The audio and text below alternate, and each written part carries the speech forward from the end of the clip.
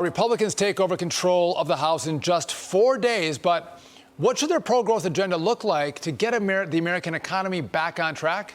Let's ask Joe LaVorgna, chief economist at SMBC, former National Economic Council chief economist and senior fellow at AFPI, and Art Laffer, former Reagan economist, Presidential Medal of Freedom recipient, and author of Taxes Have Consequences. Gentlemen, good to see you. So, Art, I'm going to go to you first.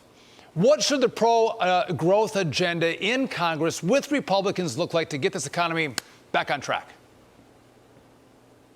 My view is we should take a very clear lesson.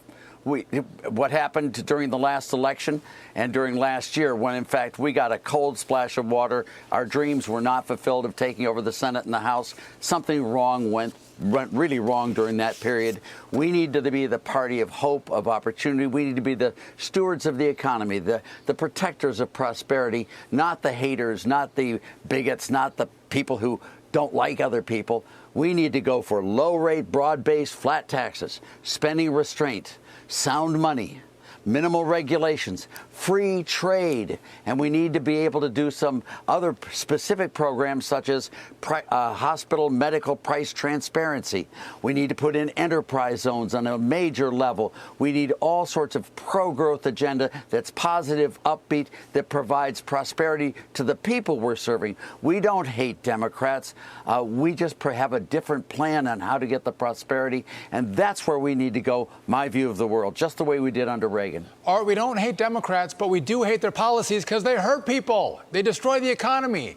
Joe, so listen, Republicans have control of the House. We all know how the process works. Bills have to pass not just the House, but the Senate, and you need a president to sign it. Well, Democrats control the Senate, and they have Joe Biden in the White House. So Republicans are in a tight spot here. How far do they need to go? If it's in regard to the debt ceiling, do you have to threaten, a default on American debt to get concessions from Democrats?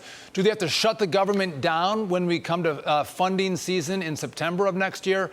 What should they do to make sure that we can get this economy back on track with the simple ideas that work that Art just laid out? What should they do? How far should they go? Yeah, Art gave a very nice overview, and as you highlight the fact that the Republicans just have the House, they don't have the Senate, of course they don't have the presidency, they need to just sort of make the pitch on what they would do when they maintain or regain control of the Senate and the presidency, say, in 2024. So what would that entail? It would, one, make the Tax Cuts and Jobs Act of 2017, make that permanent. That law expires in 2025. Argue for permanence. Number two, campaign on energy independence and more ability to explore drilling and things of that sort. We were very energy independent, if you will, under President Trump. That helps lower cost of living, helps the less fortunate. And then when you enact federal regulation, to have cost-benefit analysis on whether those regulations actually do good versus harm. In many cases, they do more harm. The Federal Register, for example, has grown significantly under President Biden. So I would approach things where these are the policy prescriptions we want in place to give that growth that Art talked about, broad-based, help lower income levels, which benefited tremendously under President Trump. And that's the argument that I would make, the pitch, if you will, to people going forward. But, gentlemen, I mean, I love the optimism that the argument can work to the American people and Democrats are going to give up their fraught ways with these horrible policies. That's not going to happen. They're going to dig their heels in. They don't want to move. They want to take us in an absolutely different direction. They love their policies, though they don't work for the American people. I do think there's going to have to be more guts and gusto for Republicans to make their argument and push Democrats to have any say in what's going to happen. And to your point, Joe, whether it's energy independence or taxes or regulation. But Art, I mean, you look right now, Joe Biden talks about, I'm going to build the economy from the middle out and in the bottom up. The average American, the middle-class Americans right now, their income has gone down by 3% under Joe Biden. They're getting poorer because of inflation. They're not better off. They're worse off. Does that help the argument for Republicans on changing course and, to your point, going back to these Reagan-era policies?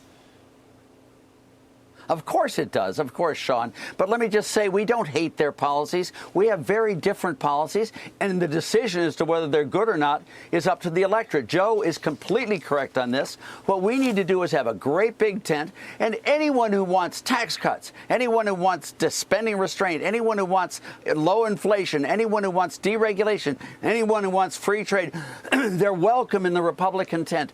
Just the way we need Democrats to join with us. We don't need to fight Democrats. We need to convince them of the truth, beauty, and the American way of our policies. And our policies are correct, Sean. They are correct. It's my fervent belief of that. But we need to convince the electorate of that. And that's our job, and bring everyone in, no matter who they are, tall, short, skinny, fat. It doesn't matter who you are. As long as you believe in our economic policies, you're very welcome in our tent and very welcome to bring prosperity back to the country. And it will work, Sean. I've seen it way many times in my life. And when it does work, you're going to be very, very proud to see the Democrats join with us and go for pro-growth policies just the way they did in 1986. The tax bill then, when we dropped the rate to 28%, we had almost every Democrat vote with us. Art, you are a real light. I hope you're right. I hope that those common sense arguments work. But Joe, we've had a stagnant economy. We had an election just 2 months ago, and Democrats did pretty darn well, right? Republicans had a pro-growth agenda, pro-growth policies like Art's talking about. They didn't have a massive win. They had a squeaker in the House and lost the Senate. Yeah, no, that's right. But Sean, you still have to make the argument. You have to make it as persuasively as possible. If the public doesn't want what we're proposing, then that's what the public gets what it deserves, I guess, in some sense. I don't believe that to be the case. It was close. There were a lot of races. I'd argue that the GOP could have done a lot better job in terms of spending and getting out to vote and things of that sort. But you still have to make the argument. And my guess is that if we go another couple of years where if living standards do decline as they have over the past couple of years, then people will probably be motivated for a change. But we at least have to make that argument.